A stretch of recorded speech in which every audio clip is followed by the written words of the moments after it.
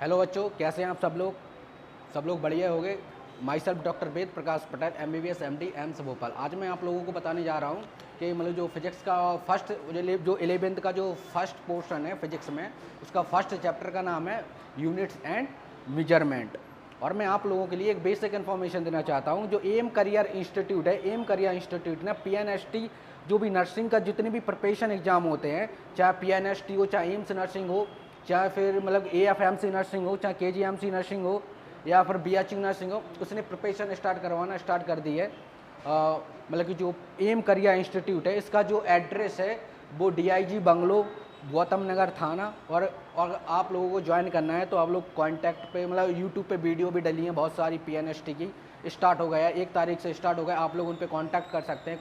जो M career institute है, वो एम करियर इंस्टीट्यूट को जो डायरेक्ट कर रहे हैं वो डॉक्टर भूपेंद्र सिंह है, MBBS किए उन्होंने। और मैं आप लोगों से जो 11th का पोर्शन का फर्स्ट चैप्टर के बारे में डिस्कशन करना चाहता हूँ। उसका जो फर्स्ट चैप्टर का नाम है units and measurement. Both medium के लिए इंग्लिश वाले वो जो इंग्लिश भी है, इसमें इंग्लिश भी पढ़ाई जाती है और हिंदी भी, मतलब कि इंग्लिश और हिंदी बोथ।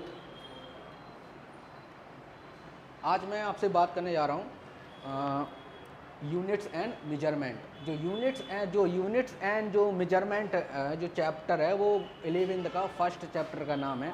इसमें अगर हम जो फिजिक्स पढ़ते हैं तो फिजिक्स में जो सबसे जो स्टार्ट करते हैं 11th में, सारा पोर्शन वही है। आज जो मतलब कि जो हम स्टार्ट करते हैं आधा पोर्शन से, वहीं से स्टार्ट करते हैं, जिससे कि हम आगे अच्छे मतलब आगे स्टेप बढ़ के मतलब समझ सकें। फर्स्ट चैप्टर है यूनिट्स एंड मेजरमेंट।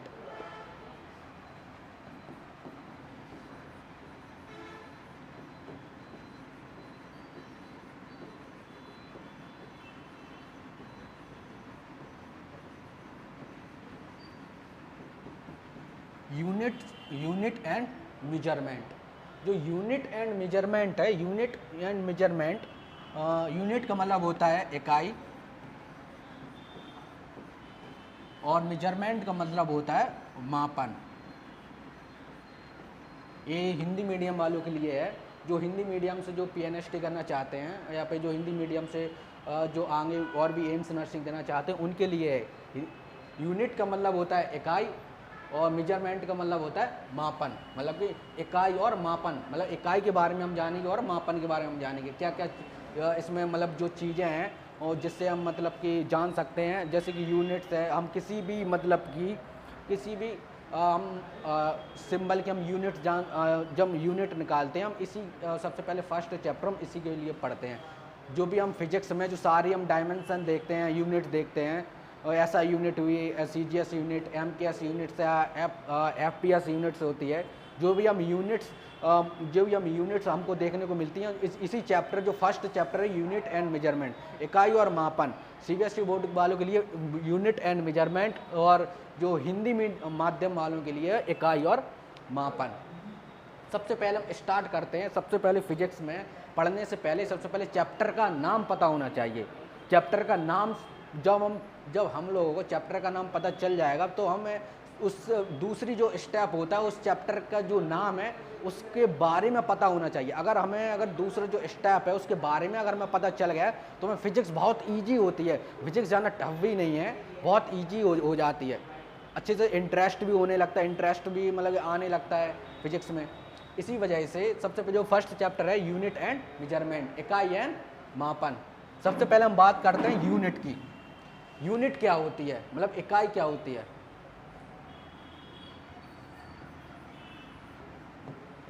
सबसे पहले हम बात करते हैं यूनिट का जो यूनिट है, यूनिट जो वर्ड्स है, मतलब जो शब्द है, इकाई जो शब्द है, वो मतलब कि डिफरेंट कंट्री में डिफरेंट तरह से मापते हैं। मतलब डिफरेंट कंट्री में डिफरेंट मीजर करते हैं। जैसे कि कुछ यूनिट्स या कुछ इकाई ऐसी होती हैं जो ब्रिटिश लैंग्वेज में यूज होती हैं।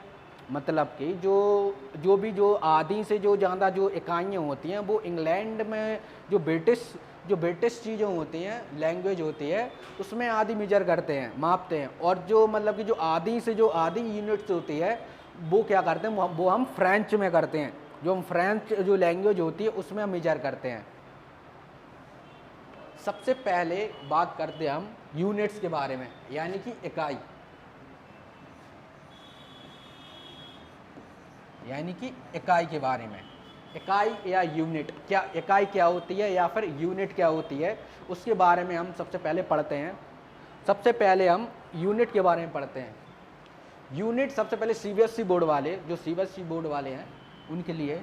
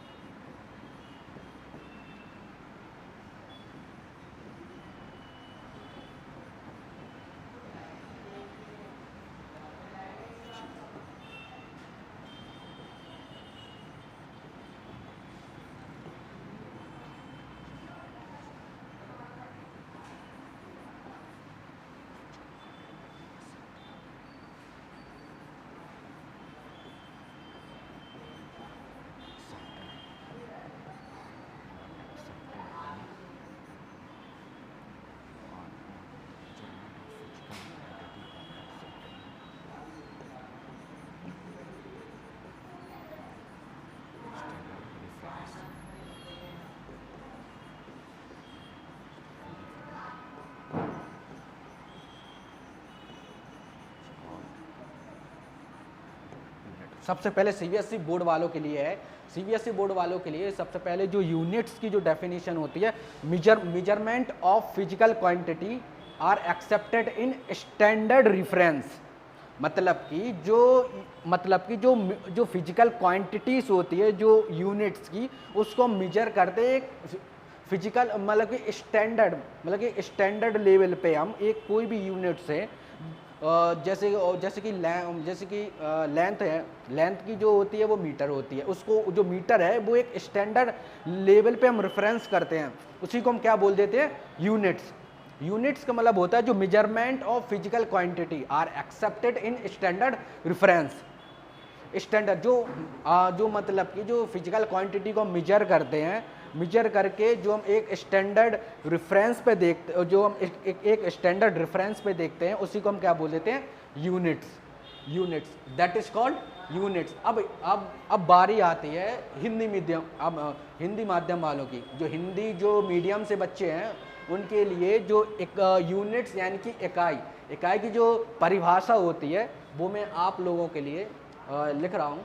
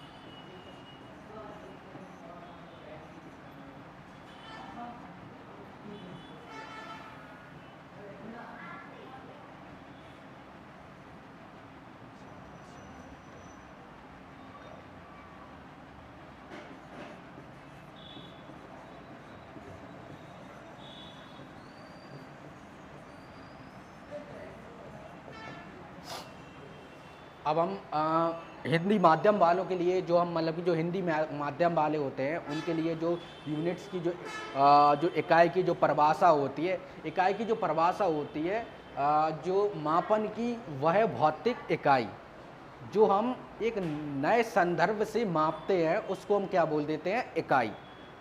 इकाई का मतलब होता है कोई भी भौतिक इकाई होती है उसको एक हम नए सिरे से मतलब कि कोई भी नए सिरे से अगर हम उसको नए सिरे से अगर हम उसको मापते हैं उसी को हम क्या बोल देते हैं, इकाई या यूनिट। यहाँ पे इंग्लिश में उसका यूनिट है या और इसका मतलब क्या है, इकाई। जो इकाई की जो परिभाषा है मापन की, वह भौतिक इकाई जो नए संदर्भ से मापते हैं उसी को हम क्या बोलते हैं, जो नए संदर्भ का मतलब होता है स्टैंडर्ड रेफरेंस।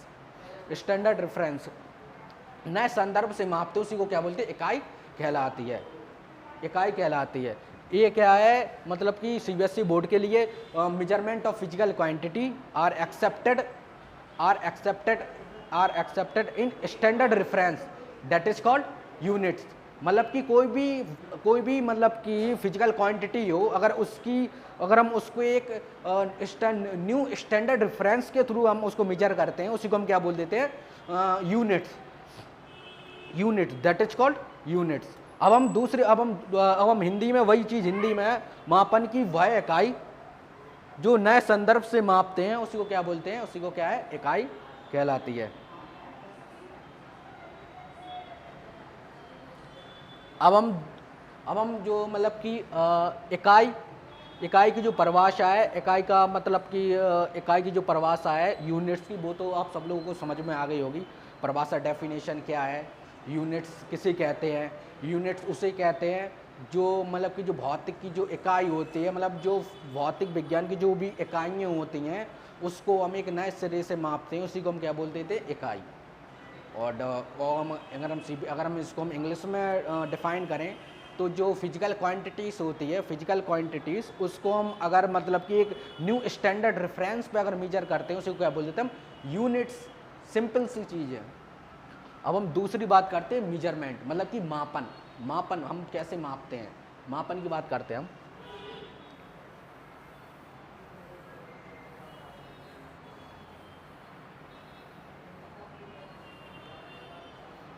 अब हम किसकी बात करते हैं, मापन।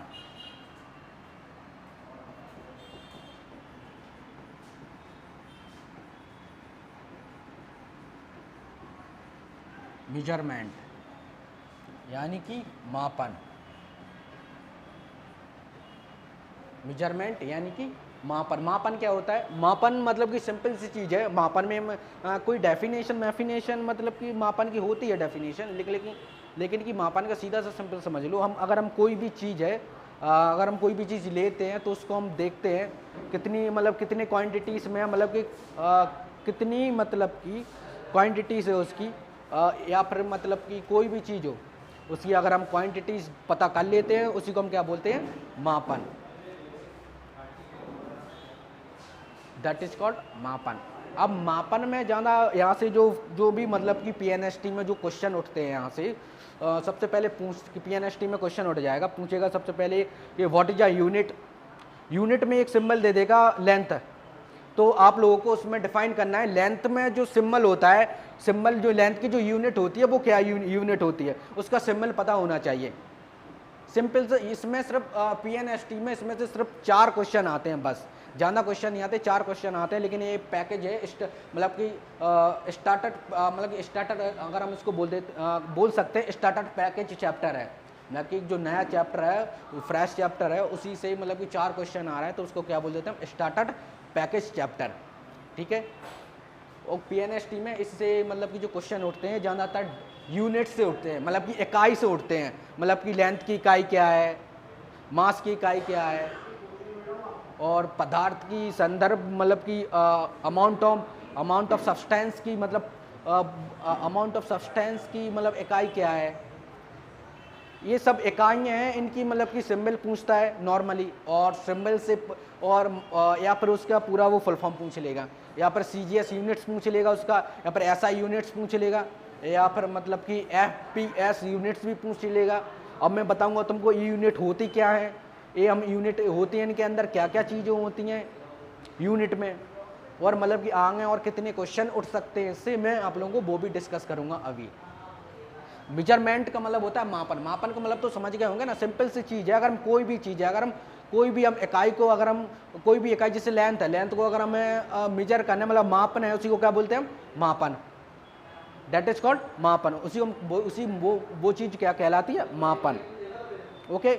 अब हम बात करते हैं जो यूनिट्स, मापन की। जो मापन में सिंपल सी चीज़ समझ लो, मापन का मतलब यही होता है। अब हम दूसरी चीज़ यूनिट, अगर हम दूसरी चीज़ मतलब करते हैं उसका यूनिट्स, टाइप ऑफ यूनिट्स, कितने टाइप की यूनिट्स होते हैं, अब वो भी हम डिस्कस करेंगे।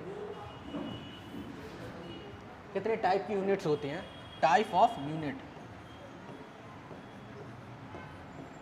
Type of unit. यूनिट का मतलब होता है इकाई। यूनिट का मतलब होता है इकाई। इकाई कितने प्रकार की होती है, मतलब कि इकाई में कौन कौन सी इकाइयाँ होती हैं? मतलब कि जो टाइप ऑफ यूनिट्स होती है, 2 टाइप्स की होती है। जो फर्स्ट होती है वो फंडामेंटल यूनिट होती है, दूसरी क्या होती है? Derived unit.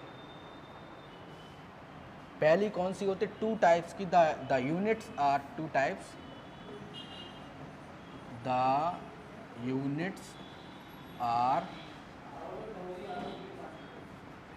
2 टाइप्स। पहली कौन सी है? फंडामेंटल।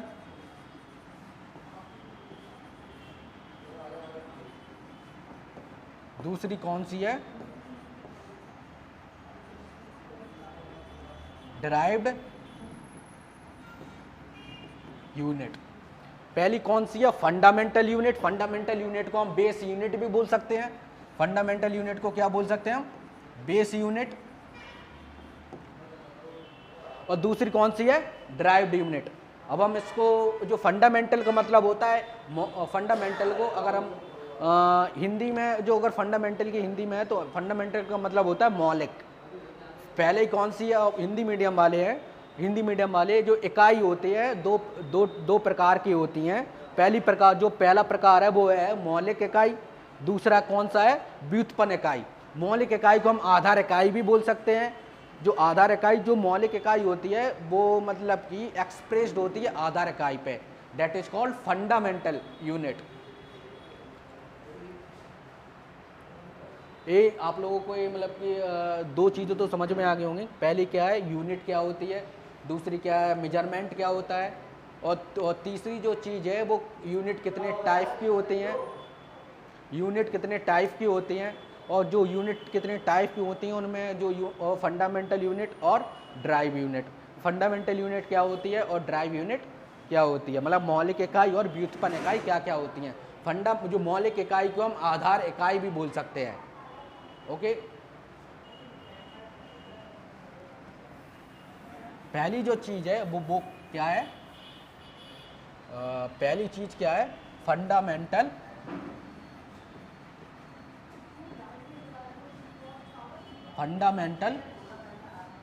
यूनिट, मतलब कि मौलिक इकाई। सबसे पहले हम इसके बारे में जानते हैं, मौलिक इकाई क्या होती है या फिर फंडामेंटल यूनिट क्या होती है। इसके बारे में सबसे पहले सीबीएसई बोर्ड वाले देखें।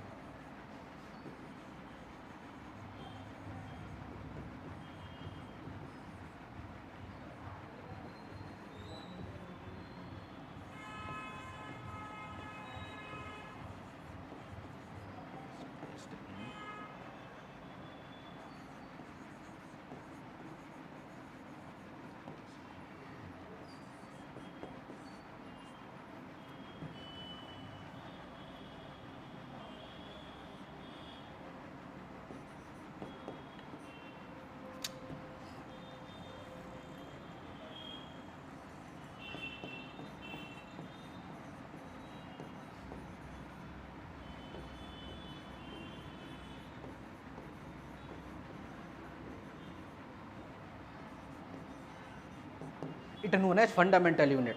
What is a fundamental unit? Fundamental unit यानी कि मौलिक इकाई। The physical quantity are expressed in base unit that is called fundamental unit. Fundamental unit का मतलब होता है कोई भी चीज़ है, मतलब कि कोई भी इंटरनेशनल कोई भी स्टैंडर्ड रेफरेंस वाली यूनिट होती है, कोई भी चीज़ हो, अगर हम उसको अगर कोई भी यूनिट है अगर एक्सप्रेस हो रही है तो वो खुद की बेस यूनिट पे ही एक्सप्रेस होगी, उसी को क्या बोलते हैं, that is called fundamental unit. Okay, अब मतलब कि जो यूपी बोर्ड वाले, मतलब कि जो हिंदी मीडियम वाले देखें, जो हिंदी माध्यम से हैं, अब जो उनकी जो फंडामेंटल यूनिट वो जो परिभाषा होती है वो हिंदी में वो क्या होती है, ये तो मतलब कि जो सीबीएसई बोर्ड वालों के लिए है। अब मतलब कि फंडामेंटल यूनिट की जो परिभाषा है वो हम मतलब कि हिंदी में लिख रहे हैं, क्या होती है फंडामेंटल यूनिट का मतलब जो हिंदी में होता है मौलिक इकाई। पहली बात है फंडामेंटल जो यूनिट होती है उसको हिंदी में क्या बोलते हैं, मौलिक इकाई। जो मौलिक इकाई की जो परिभाषा होती है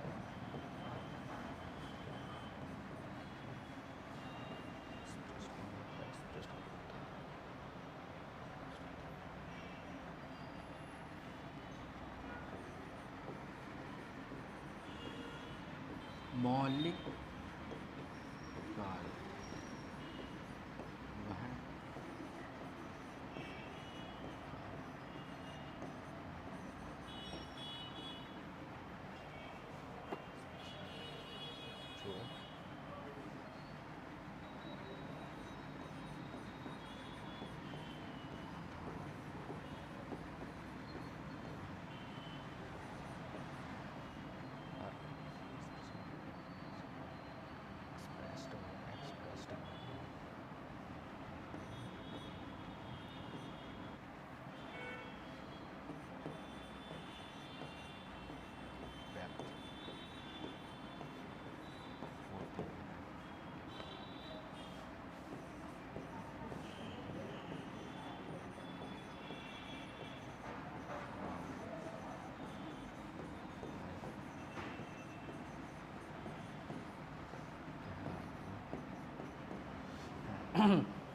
अब हम बात करते हैं मौलिक इकाई की परिभाषा। मौलिक इकाई की परिभाषा क्या होती है?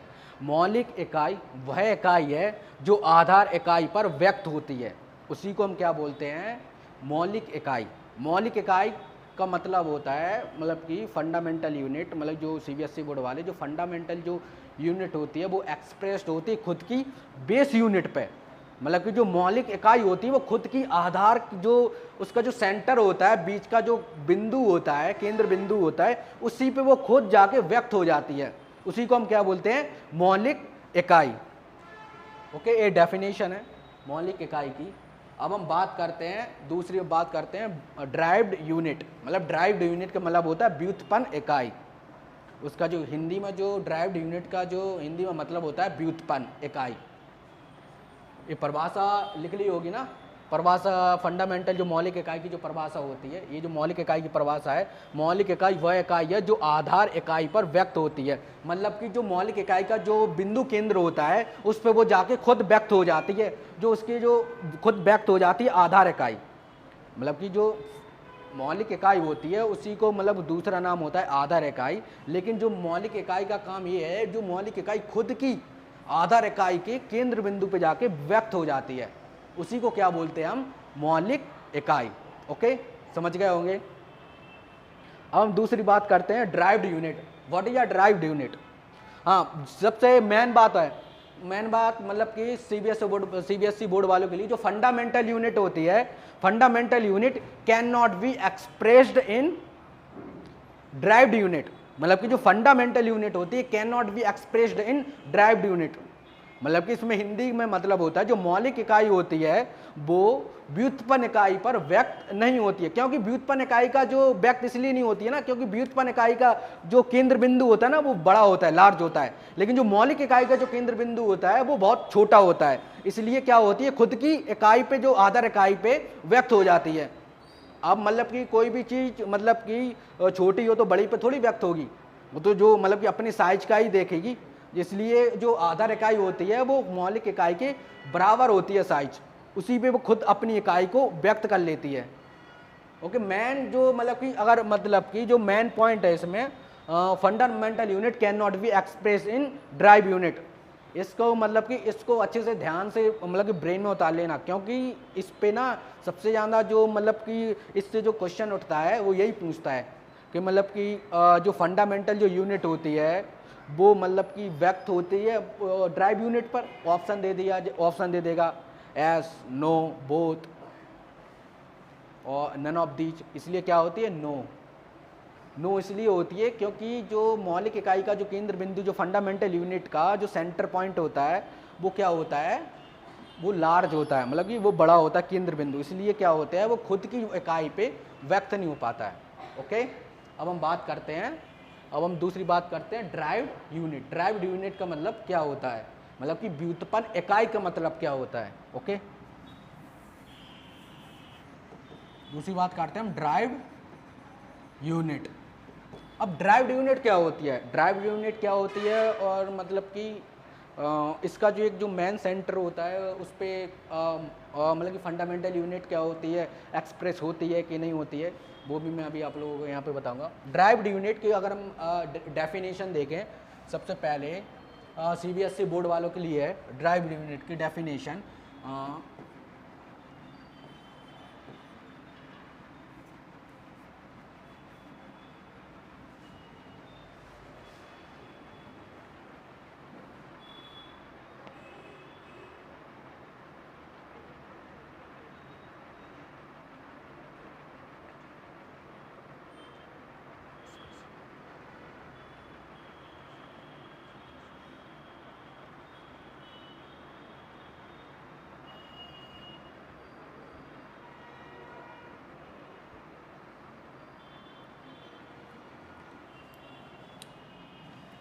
जो अगर डेफिनेशन देखा जाए ड्राइव यूनिट की डेफिनेशन क्या होती है, सबसे पहले द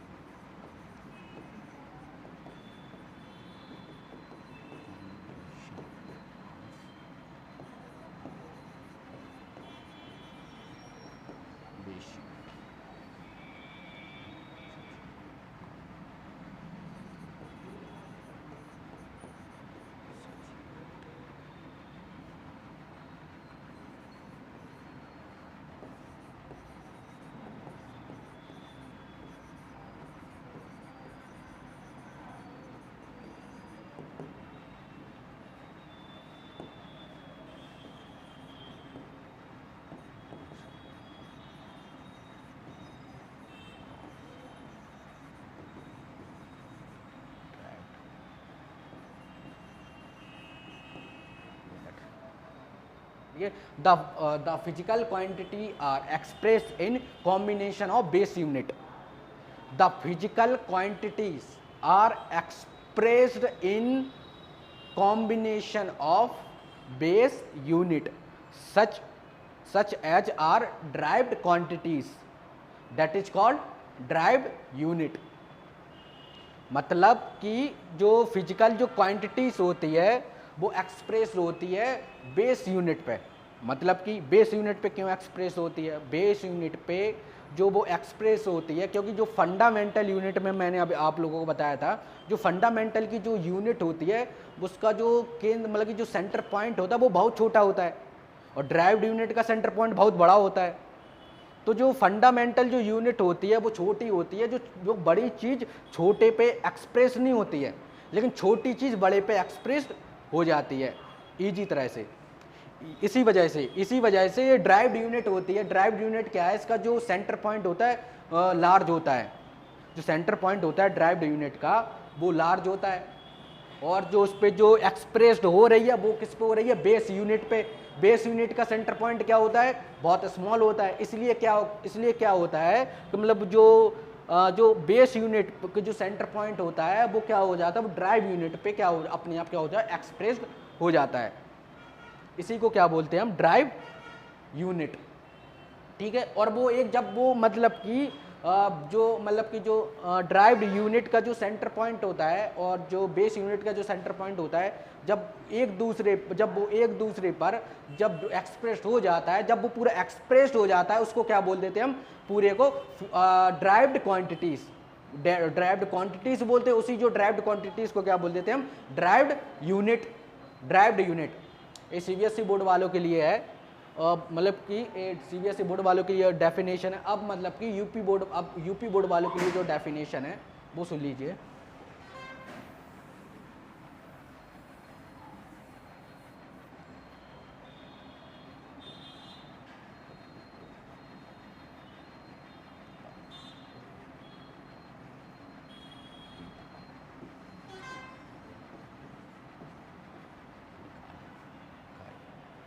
ओके, ड्राइव्ड यूनिट का जो नाम क्या है, व्युत्पन्न इकाई।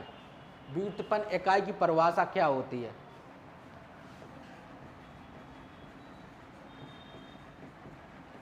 मैंने स्टार्टिंग से ही बोला था, कोई भी अगर चैप्टर पढ़ो तो उसको पढ़ने से पहले सबसे पहले चैप्टर का मतलब पता होना चाहिए कि जो ऊपर लिखा है चैप्टर का नाम, उसका मतलब क्या है। अगर हम उसका मतलब समझ जाते हैं तो मतलब कि कोई भी जब हम उसके अंदर कोई भी चीज़ पढ़ते हैं तो बहुत ईजी हो जाता समझना। अब उसका मतलब क्या है, ड्राइव्ड यूनिट, हिंदी में क्या बोलते हैं इसको, व्युत्पन्न इकाई। ओके,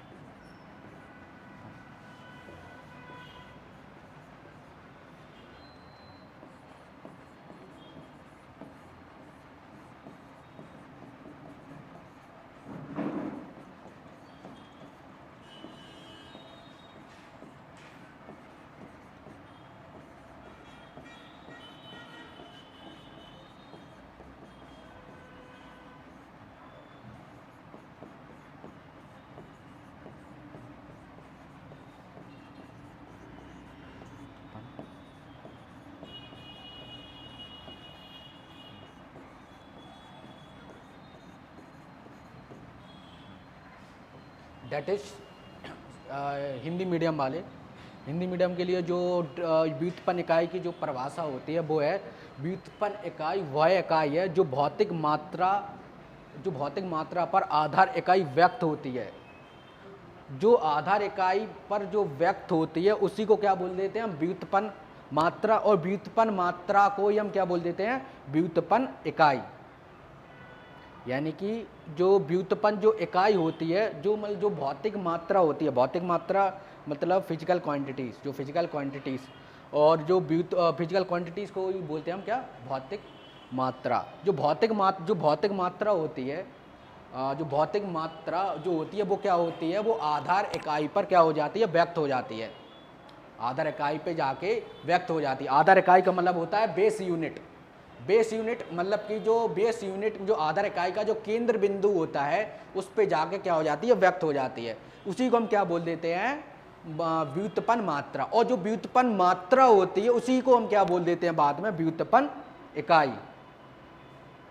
व्युत्पन्न इकाई ये है मतलब कि यूपी बोर्ड वालों के, हिंदी मीडियम वालों के लिए, जो हिंदी से PNST कर रहे हैं या फिर कोई भी नर्सिंग कर रहे हैं, नर्सिंग की प्रिपरेशन कर रहे हैं, वो उन लोगों के लिए। मतलब कि व्युत्पन्न इकाई वह इकाई है जो भौतिक मात्रा के आधार पर व्यक्त होती है, उसी को क्या जो चीज़ व्यक्त होती है उसको क्या बोलते हैं हम, व्युत्पन्न मात्रा। जो व्युत्पन्न मात्रा को हम क्या बोल देते हैं, व्युत्पन्न इकाई। जो चीज़ व्यक्त होती है उसको व्युत्पन्न मात्रा बोलते हैं। जो चीज़ व्यक्त हो गई और जो फिर बाद में उसको क्या बोल देते हैं, व्युत्पन्न इकाई। ओके,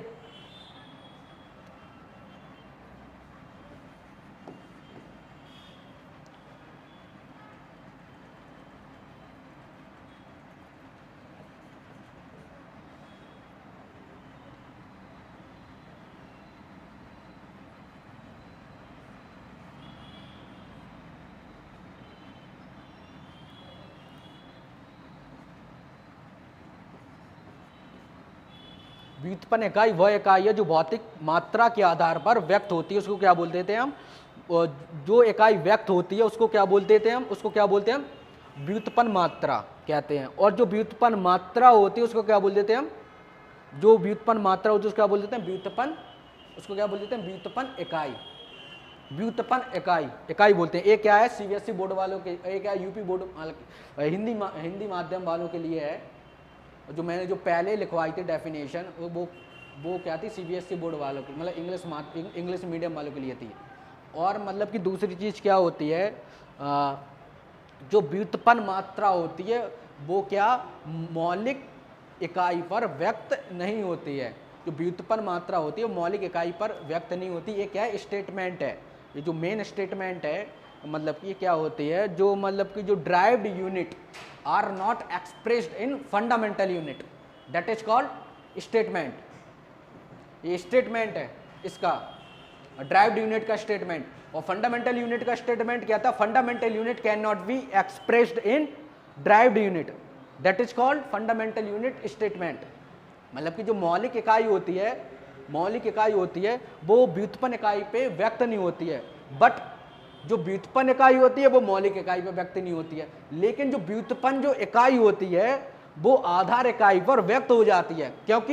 क्यों हो जाती है, वो इसलिए हो जाती है, व्यक्त इसलिए हो जाती है क्योंकि जो व्युत्पन्न इकाई का जो केंद्र बिंदु होता है बड़ा होता है और आधार इकाई का जो केंद्र बिंदु होता है वो छोटा होता है। इसलिए क्या होती है, वो कोई भी छोटी चीज बड़े पे इजी तरह से आ जाती है, लेकिन कोई भी बड़ी चीज छोटे पे इजी तरह से नहीं आ पाती है।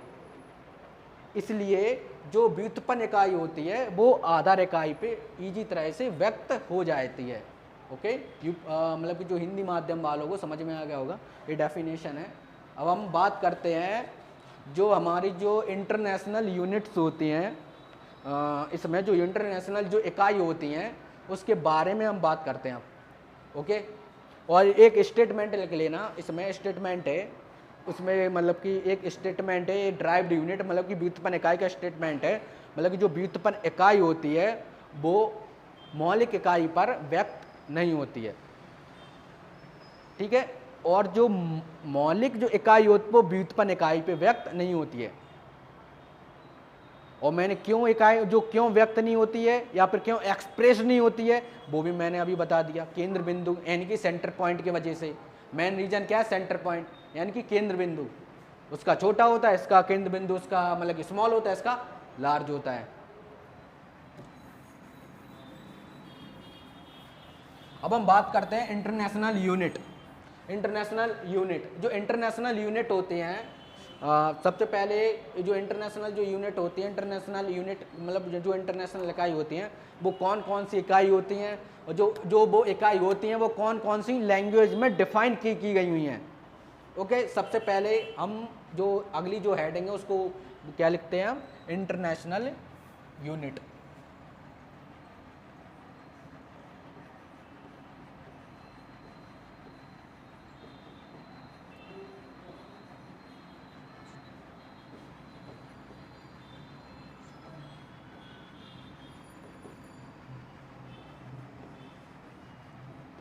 International of basic unit. International of basic unit मतलब कि जो इंटरनेशनल ऑफ बेसिक इकाई, जो महत्वपूर्ण जो इकाई होती हैं, जो इंटरनेशनल जो मतलब कि फिजिक्स में फर्स्ट चैप्टर में जो दी गई हैं, जो 3 यूनिट दी गई हैं, कौन कौन सी यूनिट है वो अभी मैं बताता हूँ। पहली कौन सी यूनिट है, कौन सी यूनिट है, CGS। पहली कौन सी यूनिट है, CGS यूनिट, CGS यूनिट। दूसरी कौन सी है, FPS यूनिट। और तीसरी यूनिट कौन सी है, MKS यूनिट। 3 यूनिट है। जो भी जो इंटरनेशनल की जो महत्वपूर्ण जो इकाई हुए हैं वो क्या है, 3 है। कौन कौन सी हैं, CGS यूनिट, CGS इकाई, जो FPS इकाई और MKS इकाई। यूनिट का मतलब होता है इकाई, यूनिट का मतलब क्या होती है, इकाई। सबसे पहले हम पढ़ेंगे CGS यूनिट, यानी कि CGS इकाई क्या होती हैं, कौन कौन सी इकाई होती है CGS यूनिट। ठीक है, सबसे फर्स्ट में बात कर लेते हैं CGS यूनिट मतलब कि CGS इकाई के बारे में। जो पहली क्या है, CGS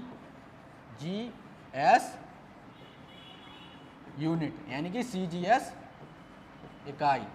जो CGS इकाई होती है वो क्या है, वो जो CGS यूनिट है वो सबसे पहले फर्स्ट पॉइंट है, जो CGS मतलब कि इंग्लिश मीडियम वालों के लिए जो सबसे पहले फर्स्ट पॉइंट है, जो CGS यूनिट होती है वो ब्रिटिश लैंग्वेज पे डिफाइन की गई है। जो CGS यूनिट्स क्या है, वो ब्रिटिश लैंग्वेज मतलब कि जो ब्रिटिश जो लैंग्वेज होती है उस पर क्या है वो डिफाइन की गई हुई है CGS यूनिट्स। फर्स्ट पॉइंट क्या है, जो CGS यूनिट में फर्स्ट क्या, ब्रिटिश लैंग्वेज पे डिफाइन की गई है।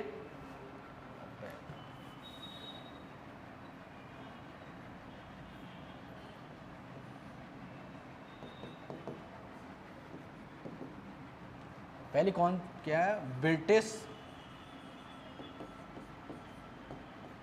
Language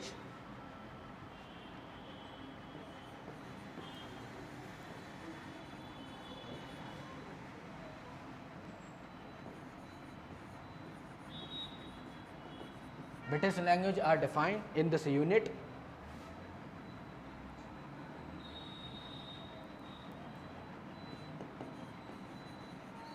In this unit, British language are defined in this unit, that is called CGS unit. Okay, it's called CGS unit. CGS unit. Okay, ये क्या है मतलब कि जो भी मतलब कि जो इंग्लिश मीडियम वालों के लिए जो British language are defined in this unit is called CGS unit. मतलब कि जो मतलब कि जो CGS यूनिट है जो ज़्यादातर क्या है ब्रिटिश लैंग्वेज पे डिफाइन की गई हुई है। जो हिंदी माध्यम वालों के लिए जो CGS यूनिट है वो ब्रिटिश की जो लैंग्वेज जो भाषा है उस पर क्या है डिफाइन की गई है। ब्रिटिश की जो भाषा होती है उस पर डिफाइन की गई है। लेकिन जो CGS यूनिट में कौन कौन सी यूनिट्स आती हैं, माने कि जो कौन कौन सी इकाइयाँ आती हैं CGS यूनिट्स में, वो मैं लिखता हूँ for the example.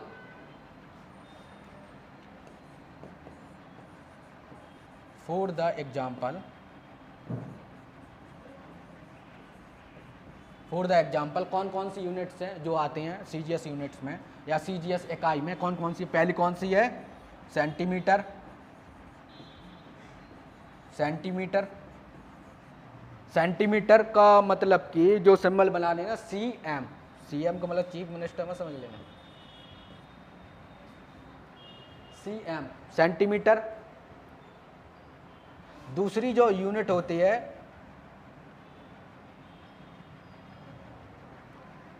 Second, second. पहली कौन सी है? सेंटीमीटर, दूसरी है सेकंड, और तीसरी जो यूनिट है वो कौन सी है? ग्राम। ग्राम। पहली कौन सी है? सेंटीमीटर, सेंटीमीटर, सेकंड का एस लिख लेना और ग्राम का जी लिख लेना। इसका सिंबल है, साथ में सिंबल भी लिखवाता चला जा रहा हूं। सिंबल क्या है? सेंटीमीटर का CM.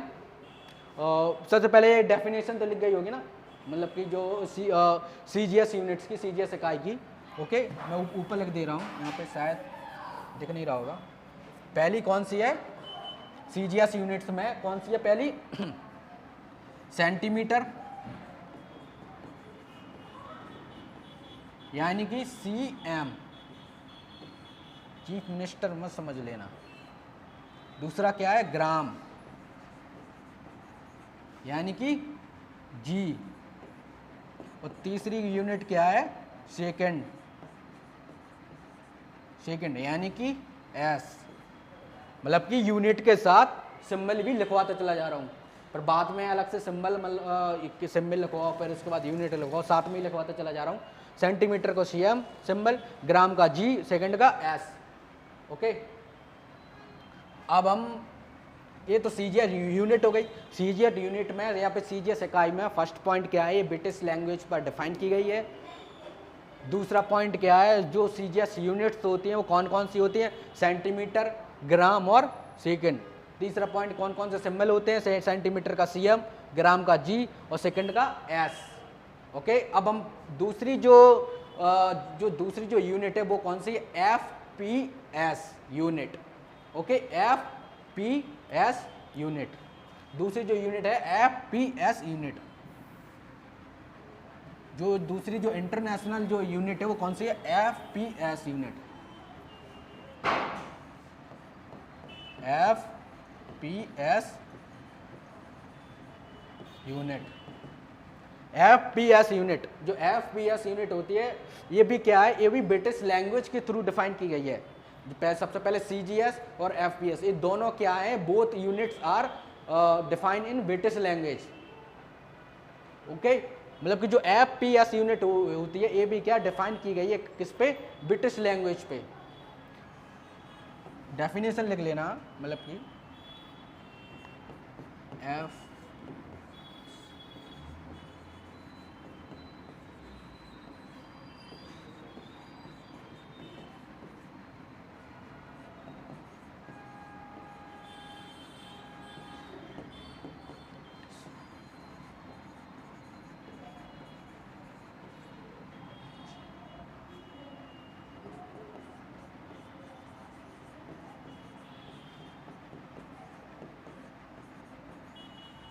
That is called FPS unit.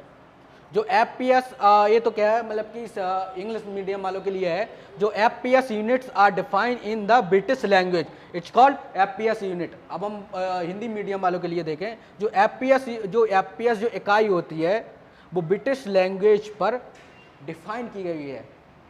जो इसकी जो परिभाषा है एफपीएस यूनिट की, जो एफपीएस जो इकाई होती है वो ब्रिटिश लैंग्वेज पर ही डिफाइन की गई हुई है। कौन कौन सी, मतलब कि जो ब्रिटिश, इसमें कौन कौन सी यूनिट्स हैं वो जो ब्रिटिश लैंग्वेज को जो डिफाइन की गई है उसको मैं अभी लिखवाता हूँ। दूसरा पॉइंट क्या है? For the example in FPS unit. पहले में क्या है? परिभाषा, डेफिनेशन। दूसरे पॉइंट में क्या है? इसके जो इसमें जो यूनिट्स हैं जो डिफाइन की गई हुई हैं ब्रिटिश लैंग्वेज पर, वो फॉर द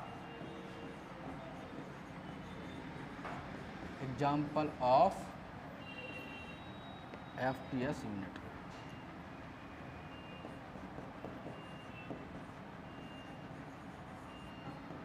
दूसरा पॉइंट क्या है FPS यूनिट का? For the example of FPS unit in British language.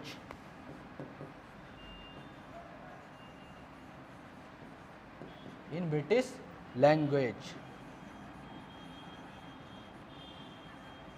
In British language. Okay, ये CBSE बोर्ड वालों के लिए है। पहला तो मैंने हिंदी और इंग्लिश दोनों में समझा दिया है। दूसरा पॉइंट है कि जो एग्जाम्पल है जो FPS यूनिट का, यहाँ पे जो FPS जो इकाई का जो उदाहरण है, जो FPS इकाई का जो उदाहरण है, वो मतलब कि वो ब्रिटिश लैंग्वेज पे कौन कौन सी ऐसी इकाइयाँ हैं जो ब्रिटिश लैंग्वेज पे डिफाइन की गई हुई हैं, उसी का ये उदाहरण है। ओके, अब ये कौन कौन सी ऐसी इकाइयाँ वो मैं लिख रहा हूँ अभी।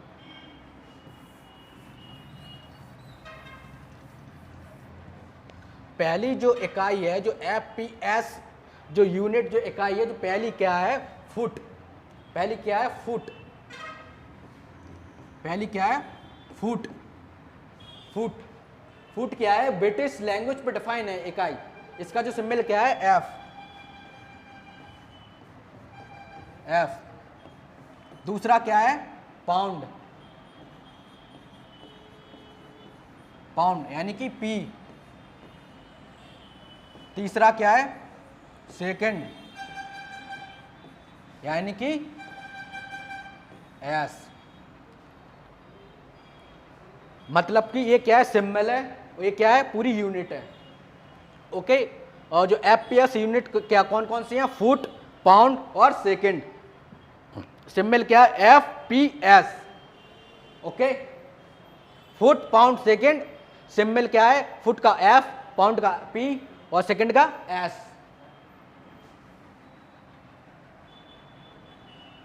और हम तीसरी जो यूनिट के बारे में बात करते हैं वो है MKS यूनिट। ओके, दो यूनिट हो गई है, CGS यूनिट, FPS यूनिट। अब तीसरी कौन सी है? MKS unit. MKS इकाई, इसको हिंदी में इकाई बोलेंगे। तीसरा कौन सी है? MKS यूनिट यानी कि इकाई। इकाई यूनिट को उस क्या बोलते हैं? इकाई।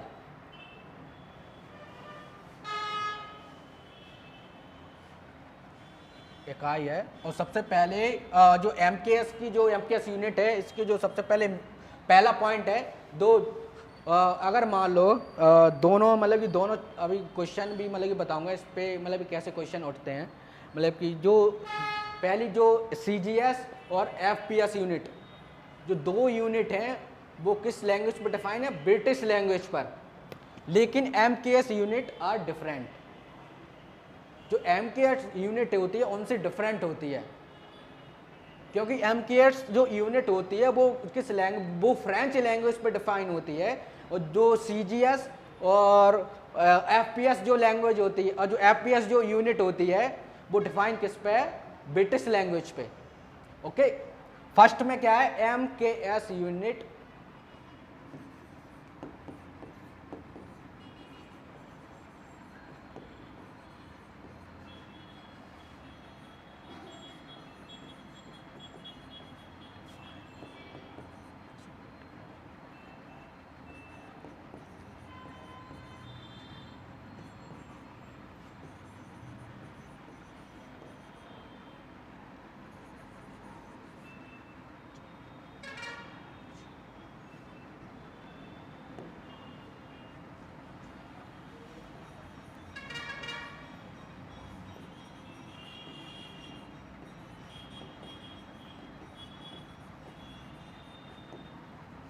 पहली कौन सी है? पहला पॉइंट क्या है? जो MKS यूनिट, जो पहला पॉइंट क्या है इसमें? जो MKS unit are define in French language are called MKS unit. मतलब जो MKS यूनिट है इसमें जितनी भी यूनिट्स आती हैं वो डिफाइन किस पे? फ्रेंच लैंग्वेज पे। ओके, मतलब कि जो MKS जो इकाई होती है, जो MKS जो इकाई होती है वो फ्रेंच भाषा पर डिफाइन होती है, उसी को क्या हम बोलते हैं? MKS इकाई। अब कौन कौन सी ऐसी इकाई होती हैं जो फ्रेंच भाषा पर डिफाइन होती हैं वो मैं अभी बताऊंगा। दूसरा पॉइंट है इसमें, दूसरा पॉइंट क्या है, फॉर द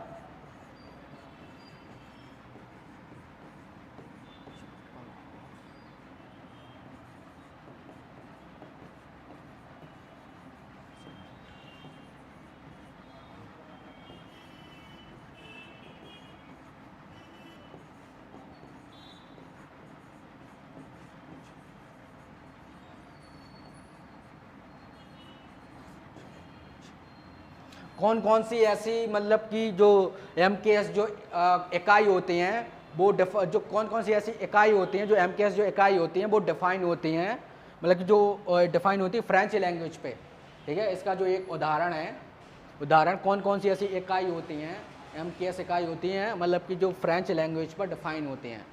उदाहरण पे है फॉर द एग्जाम्पल, ऊपर लगा फॉर द एग्जाम्पल। सबसे पहले आती है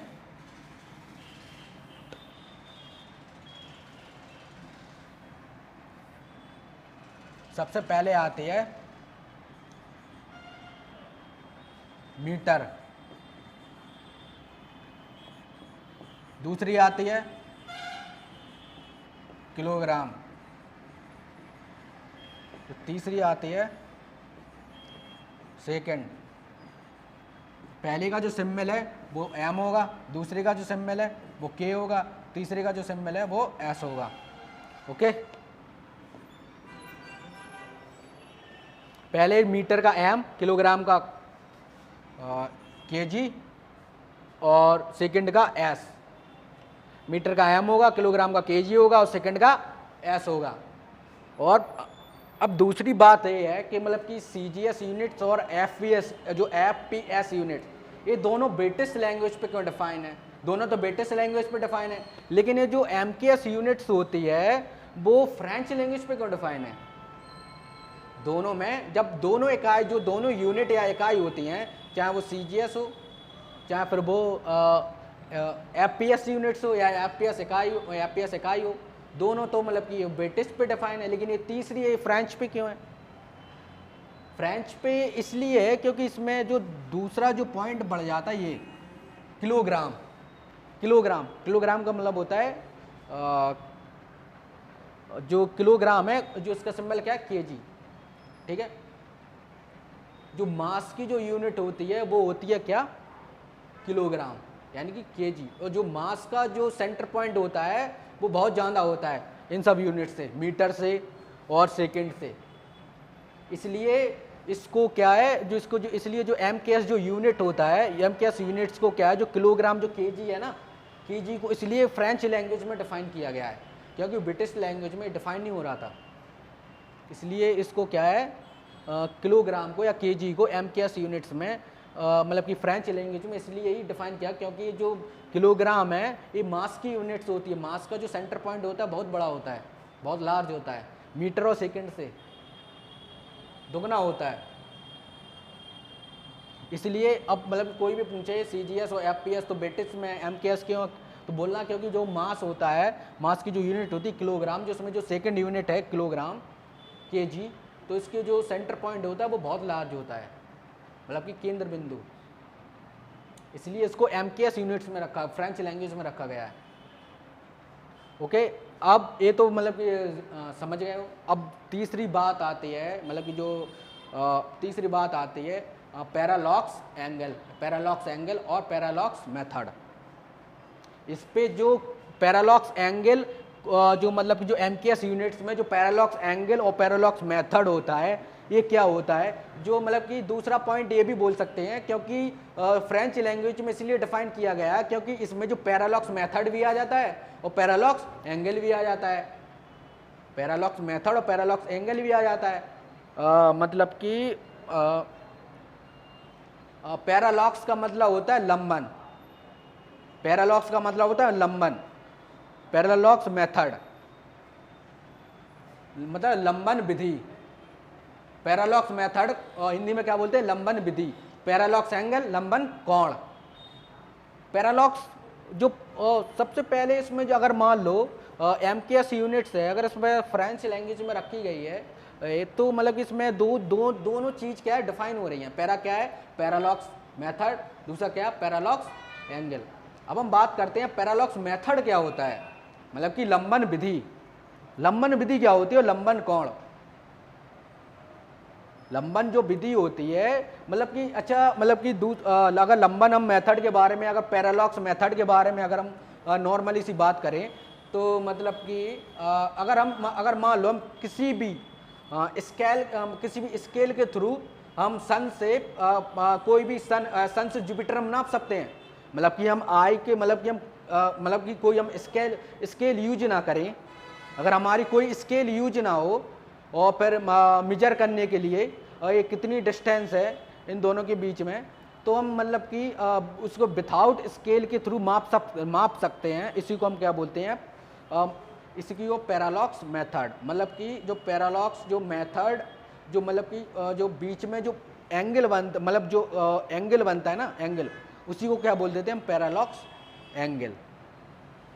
अभी डेफिनेशन लिखवाऊंगा तो उसमें समझ में आ जाएगी, क्योंकि देखो पैरालॉक्स जो मेथड होता है ये मतलब कि उसमें फिजिक्स में मतलब कि क्वेश्चन में ये भी आ सकता है, MKS यूनिट्स होते हैं, वो फ्रेंच लैंग्वेज तो है, लेकिन इसमें कौन कौन से ऐसे मेथड होते हैं जो उसमें मतलब कि पार्टिसिपेट करते हैं, कौन सा, parallax method. Parallax method are participate in MKS unit.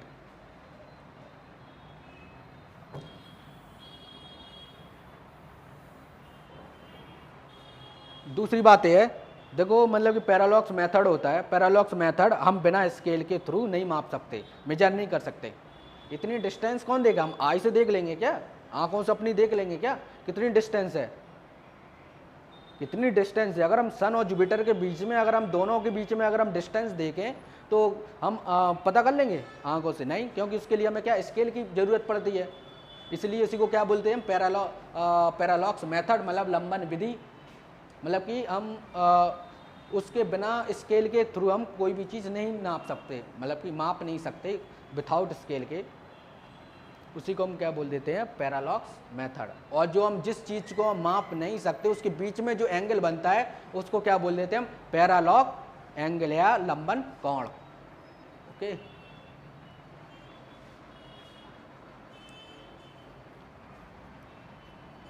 और सबसे पहले मैंने स्टार्टिंग में थोड़ा समझा दिया, क्योंकि अभी हम इसको पैरालॉक्स मेथड के बारे में अगर हम आगे चलेंगे तो सबसे पहले थोड़ा सा समझना ज़रूरी है, क्योंकि बीच में क्या है, थोड़ा टफ है बीच में, मतलब कि कितना एंगल है, उस एंगल की जो डिस्टेंस होती है, उसकी जो डिस्टेंस होती है, उस एंगल की डिस्टेंस क्या होती है और कैसे हम उसको फॉर्मूले से निकाल सकते हैं, वो सब चीज़ें इसमें बताऊँगा अभी। ओके, जब तक इतना अभी इतना ही रखते हैं, उसके बाद हम नेक्स्ट पढ़ेंगे पैरालॉक्स मेथड। इसके बाद हम जो नेक्स्ट पढ़ेंगे क्या है, पैरालॉक्स मेथड और पैरालॉक्स एंगल।